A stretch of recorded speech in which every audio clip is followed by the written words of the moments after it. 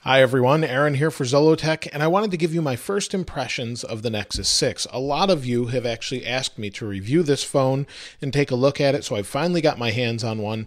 This is actually the AT&T model, and you can see it is in fact the Nexus.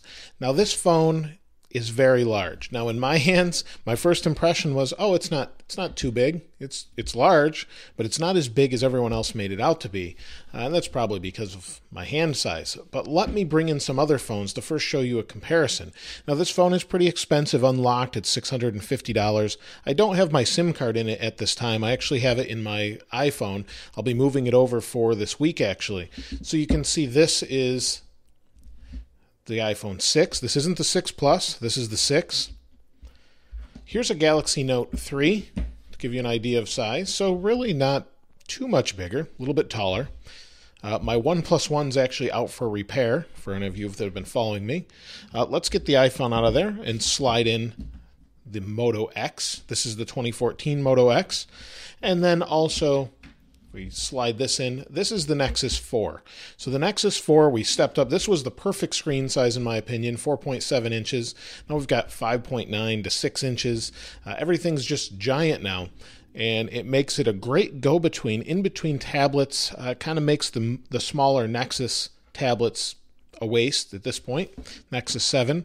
So let's get all of these out of there, and let's take a closer look at this phone.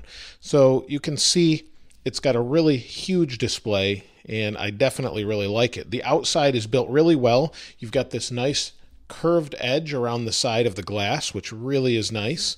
On the side here, halfway down, you've got your volume buttons and your power sleep wake button. They both feel like they're aluminum, and this one's got a little bit of a different texture, so you can tell which one's which. On the back, we have our camera. We have our nice little Motorola dimple here, the word Nexus. And then on the AT&T version, the AT&T logo. Now I'm told that you can easily scrape this off, so I'll probably end up doing that later on. Now the outside is all metal, which makes it really nice.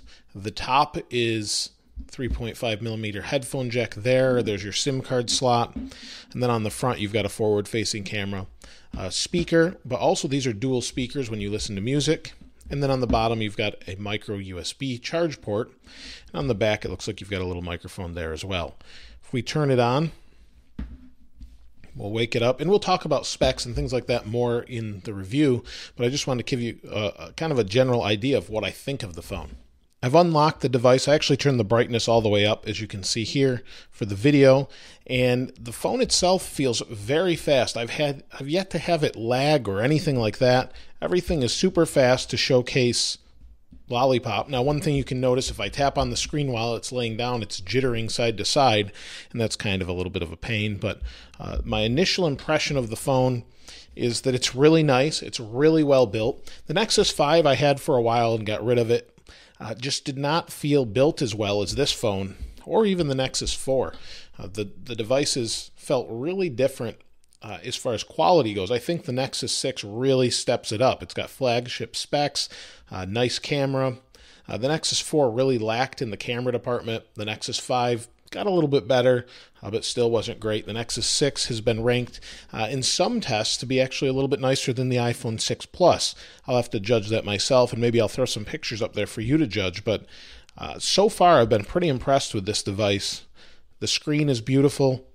The phone is responsive, and everything just seems to work pretty well. I'd be curious to think what you think about the Nexus 6. Now, I'll be doing a review on it after I've used it for about a week, and love to hear what your experiences might be with them. They are a little bit tricky to find here and there. You can find them online, eBay, Craigslist, and sometimes they're in stock at different stores. My particular local AT&T did not have any of these in stock whatsoever, so it's a little bit tricky to find. I've got to pop my SIM card in that, and probably should just do that now. Pop my SIM card in from my iPhone 6, move it over, get things going to use it for a week. I tend to use phones for about a week, and then we'll do a review. I want to give you a real world use case scenario on it. So let's pop the SIM card in here.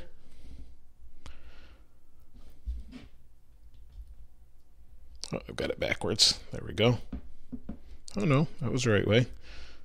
Just didn't want to force it into position there.